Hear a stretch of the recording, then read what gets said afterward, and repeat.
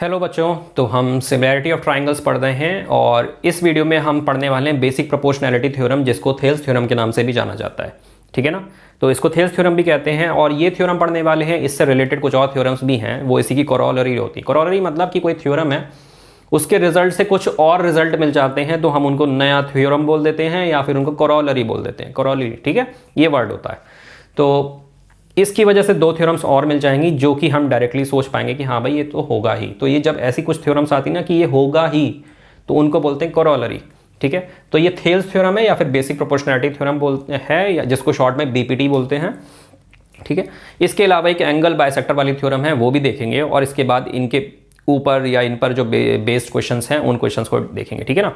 Basic proportionality theorem क्या कहती है कि अगर एक ट्राइंगल है सपोज, ठीक है, ए बी सी, और हमने एक पैरेलल लाइन ड्रॉ करी है डी ई सपोज, ठीक है, पैरेलल लाइन किसके, बी सी के। तो if a parallel line is drawn parallel to one side of the triangle, then the other two sides are divided in the same ratio. एक line अगर parallel बनाते हैं किसी भी एक साइड से ट्राइंगल की, ठीक है, तो बाकी की जो दो साइड हैं वो सेम रेशियो में डिवाइड हो जाते हैं। कहने का मतलब है A D upon D B is equal to A E upon E C. ये दिमाग में बैठा लो बेटा कि अगर लाइन पैरेलल है तो ट्राइंगल सिमिलर है। देखो वही वाला कॉन्सेप्ट है जो मैंने पिछली वीडियो में बताया था कि लाइंस पैरेलल हैं तो इनके बाहर जाते हुए ट्राइंगल सिमिलर हो जाते हैं। कौन सा, A B C A D E, line parallel है, कॉरस्पॉन्डिंग एंगल्स हो गए या कॉमन एंगल ए मिल गया है, इस वजह से ट्राइंगल सिमिलर हो गए और इस वजह से इनका ratio A D upon A B, A D upon A B और A E upon A C equal होते हैं। ये वो वाला रेशियो नहीं है, ये अलग रेशियो है, A D upon A B, A E upon A C. लेकिन हम रेशियोज को माइनस कर सकते हैं या प्लस कर सकते हैं। तो ए डी को A B minus A D लिख दो।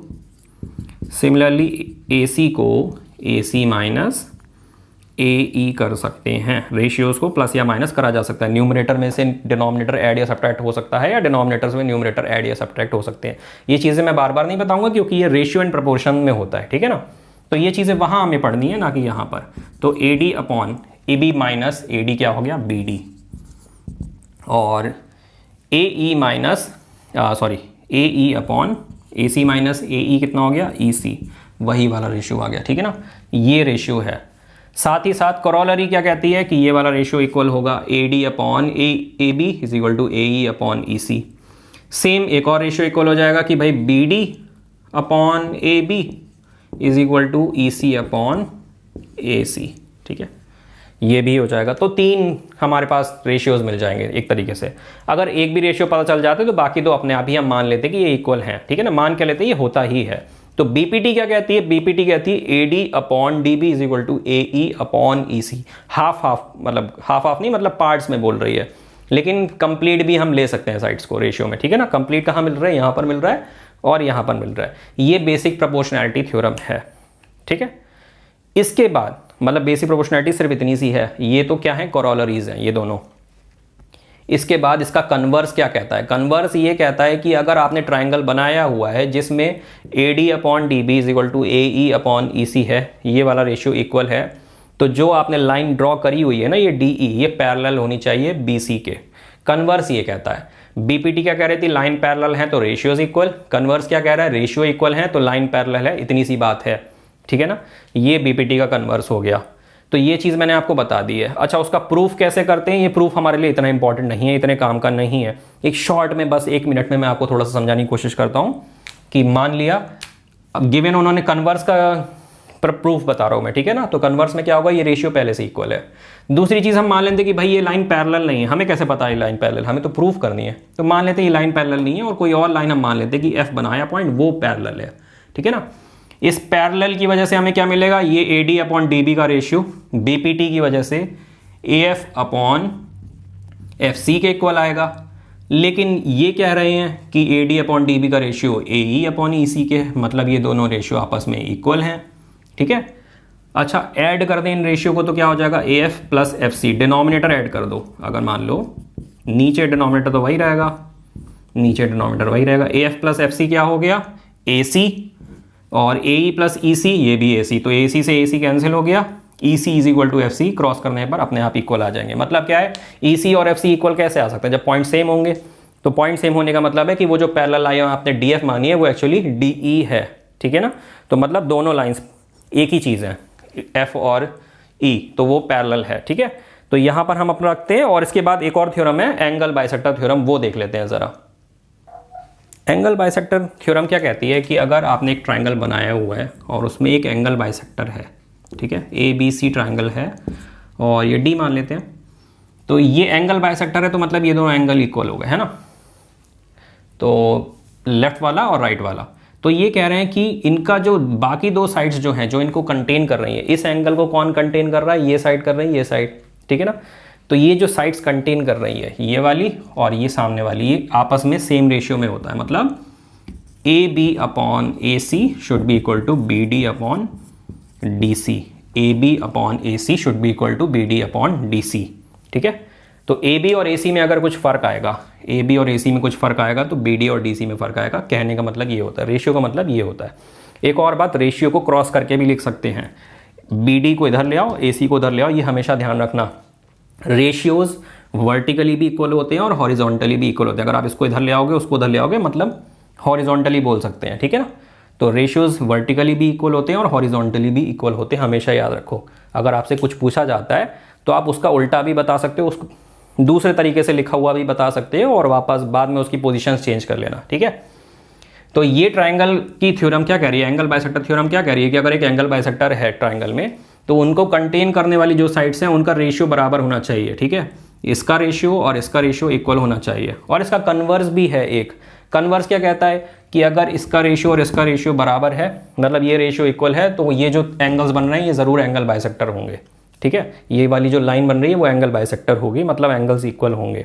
ये भी थ्योरम्स हमें याद रखनी है।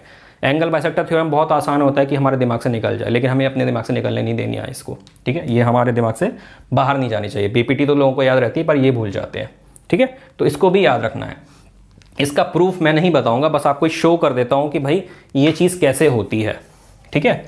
मान लो कि ए बी अपॉन ए सी, मैं इसको इरेज कर देता हूँ पहले, ठीक है।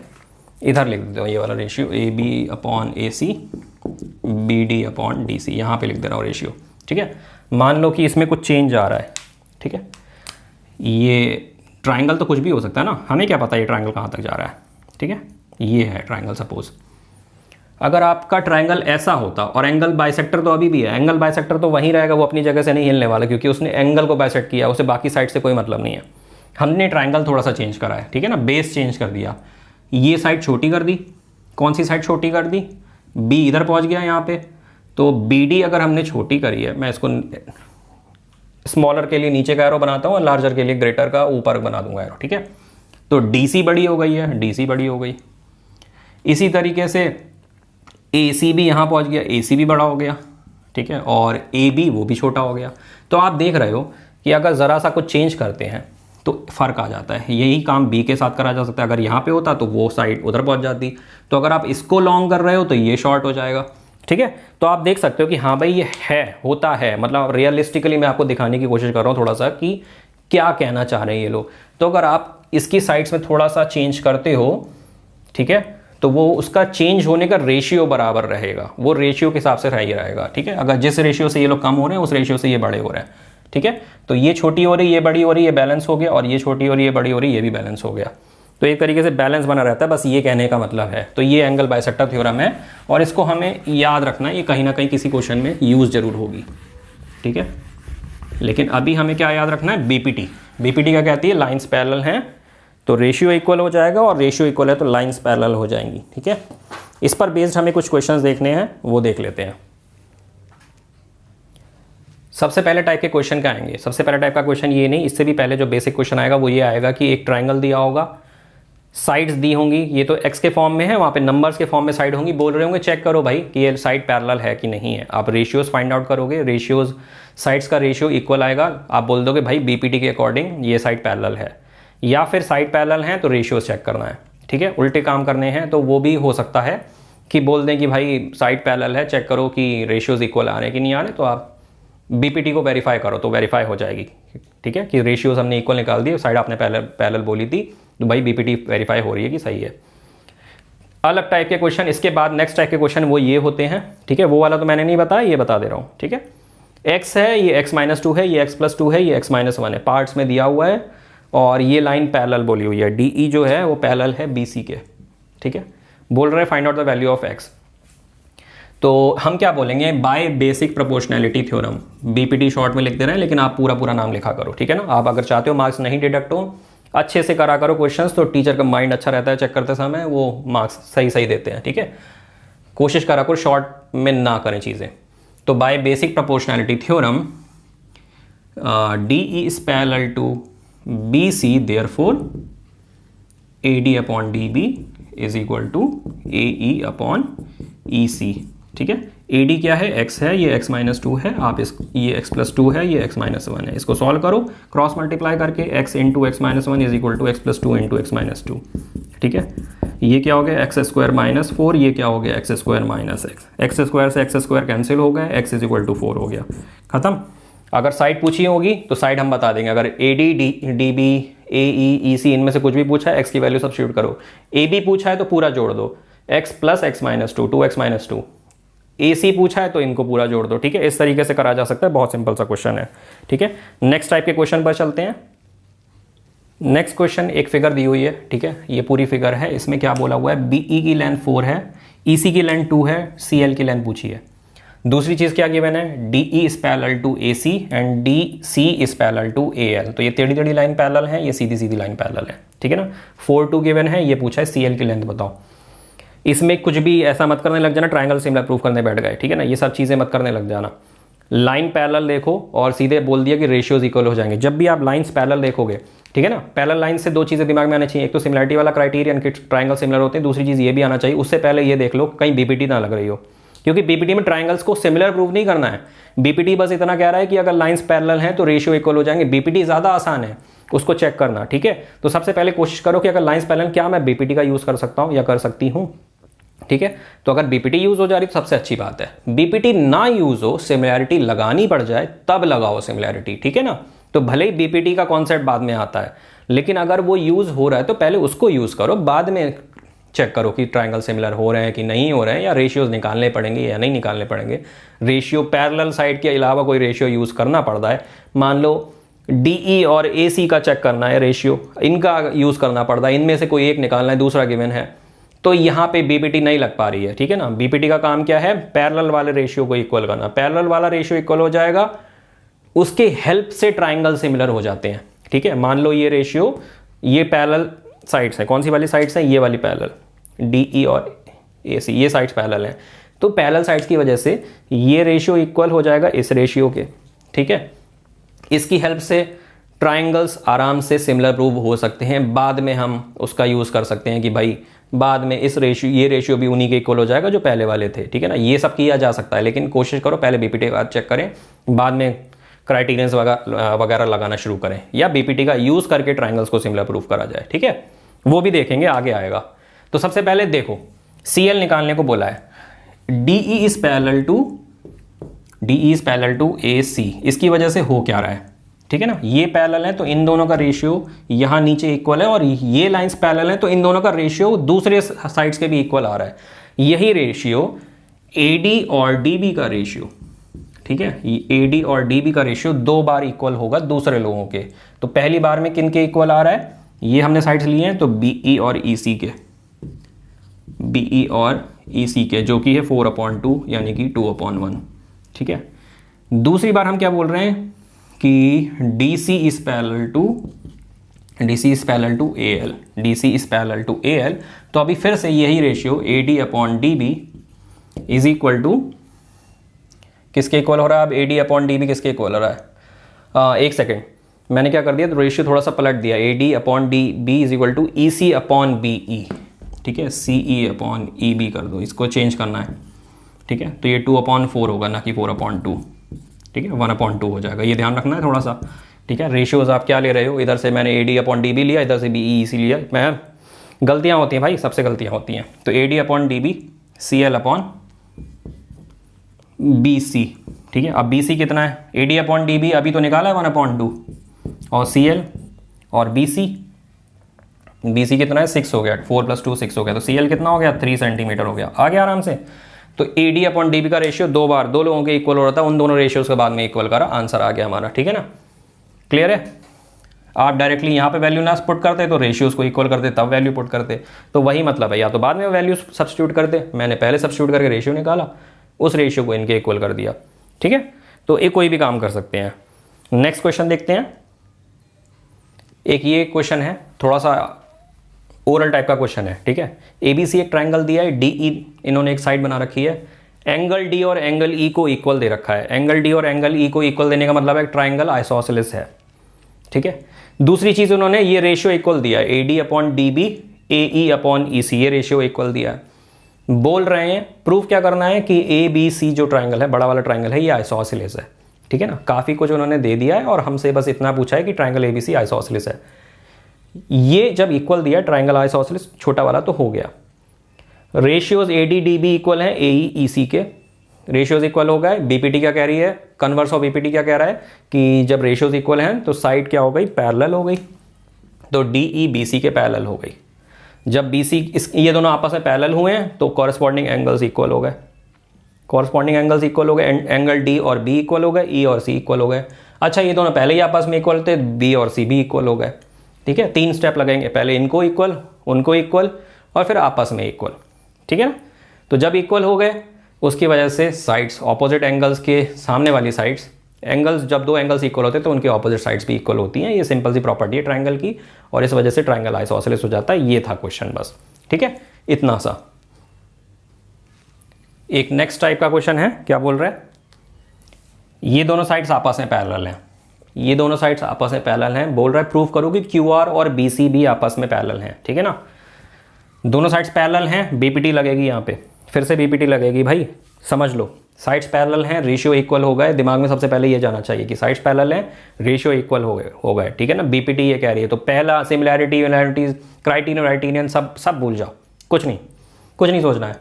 क्राइटेरियंस की वजह से सिमिलैरिटी की ये थ्योरम आती है BPT, ठीक है ना। वहां से सब करके हमारे पास BPT आती है। तो अब हमारे पास सिंपल चीज हो गई, तो हम इस सिंपल चीज का यूज करेंगे ना, हम क्यों वापस उसी क्राइटेरियन पर जाएं, फिर हम वहां से रेशियोज इक्वल बना के लाएं। कहने का मतलब है आप BPT के रास्ते से होते हुए आओगे, लेकिन सबसे शुरू में पहुंच रहे हो, क्यों जा रहे हो वहां पे, आप BPT आपके पास है, उसको यूज करो। ये साइड्स पैरेलल हैं, तो AP और ये वाला O पॉइंट है, PO का रेशियो इक्वल हो जाएगा OQ और QB के, ठीक है। ये दोनों साइड्स पैरेलल हैं, तो ये AP और PO का रेशियो इक्वल हो जाएगा RC और OR के। BPT की वजह से मेंशन कर देना भाई, हर जगह लिख देना ब्रैकेट्स में कि BPT यूज कर रहे हैं अकॉर्डिंग टू BPT या बाय BPT या बाय बेसिक प्रोपोर्शनैलिटी थ्योरम, ठीक है। आपने इन दोनों रेशियो को इक्वल कर दिया क्योंकि लाइंस पैरेलल थी, इन दोनों रेशियो को इक्वल कर दिया क्योंकि लाइंस पैरेलल थी। अब कन्वर्स यूज कर रहे हैं कि जब रेशियो इक्वल है तो लाइंस पैरेलल होंगी, कन्वर्स ऑफ BPT ये कह रहा है, ठीक है ना। तो 2 बार आप लगाओगे BPT थ्योरम, एक ही स्टेटमेंट में भी लिख सकते हो, अलग अलग में भी लिख सकते हो, और बाद में क्या कराओगे, कन्वर्स ऑफ BPT, तो ये ऐसे कर देंगे, ठीक है। क्वेश्चन हमारा यहाँ हो गया। अगला क्वेश्चन देखते हैं। नेक्स्ट क्वेश्चन में उन्होंने दिया हुआ है कि एक ट्रेपीजियम है ABCD और जिसमें AB और CD आपस में पैरेलल हैं। बोल रहे हैं प्रूव करो AO/BO is equal to CO/DO, मतलब इनका रेशियो इन दोनों के रेशियो के इक्वल हो, ठीक है ना। या फिर AO/CO is equal to BO/DO, ये भी हम कर सकते हैं। मैंने क्या बोला, रेशियो अरेंज करे जा सकते हैं। तो इन दोनों में से कोई एक चीज़ प्रूव हो जाए, या तो ये वाला रेशियो वर्टिकल रेशियो इक्वल आ जाए या हॉरिजॉन्टली आ जाएगा, तो उसको अरेंज कर देंगे हम बाद में। हॉरिजॉन्टली आ जाए तो भी कर सकते हैं। अच्छा, और एक और चीज़ है, इन्होंने क्वेश्चन में मेंशन करा हुआ है कि बेसिक प्रोपोर्शनैलिटी थ्योरम से ही इसको प्रूव करना है। सिमिलैरिटी का क्राइटेरियन से होता तो हम कर देते आराम से। ये क्वेश्चन अगर बिना इसके ये लिख के नहीं आया कि भाई BPT लगानी है, तब तो ये वाला ट्राइंगल आराम से, साइड्स पैरेलल हैं, पैरेलल साइड्स के बीच में आराम से ट्राइंगल सिमिलर हो जाते हैं, रेशियोज इक्वल हो जाएंगे अपने आप, बहुत आसान है, ठीक है ना। लेकिन अभी क्या बोल रहे हैं कि BPT लगाना है, ऐसे नहीं करना, डायरेक्ट नहीं करना है। BPT का मतलब क्या है कि एक साइड पैरेलल होनी चाहिए, उसकी वजह से रेशियोज आपस में इक्वली डिवाइड हो रहे हो, ठीक है। यहाँ पे कुछ ऐसा पैरेलल दिख नहीं रहा है, ठीक है। AO/BO CO/DO, या फिर कह सकते हैं AO/CO is equal to BO/DO, मतलब ये वाला रेशियो और ये वाला रेशियो आपस में इक्वल हो जाए। लेकिन कैसे हो सकता है कि अगर हमारे पास कोई तीसरा रेशियो हो जो इन दोनों रेशियो के इक्वल हो जाए, है ना, कोई तीसरा रेशियो बन जाए, वो तीसरा रेशियो इधर को कहीं हो जाए। तो एक काम करता हूँ ना, मैं ना एक पैरेलल साइड बना दे रहा हूँ। ड्रॉ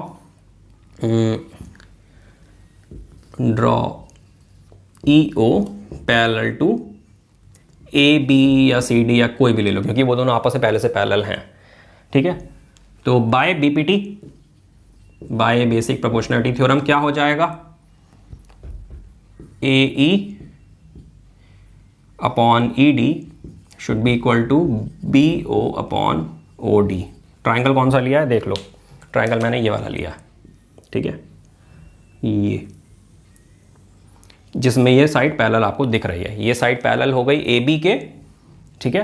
तो this upon this is equal to this upon this, ये आराम से हो गया बेसिक प्रोपोर्शनैलिटी थ्योरम से। अब दूसरा ट्राइंगल ले रहा हूं मैं, अब ये वाला ट्राइंगल देखो, ठीक है। Now EO is parallel to DC, therefore AE upon ED, इसी ऑर्डर में लिखना, AE upon ED is equal to AO upon OC, ठीक है, AO अपॉन OC के इक्वल हो गया। तो ये हमने BPT फिर से लगा दी, और ऑर्डर मैंने AE अपॉन ED का ही लिया, चेंज नहीं करा। अगर आप उल्टा भी लिख रहे हो तो कोई बात नहीं, चल जाता है, ठीक है ना।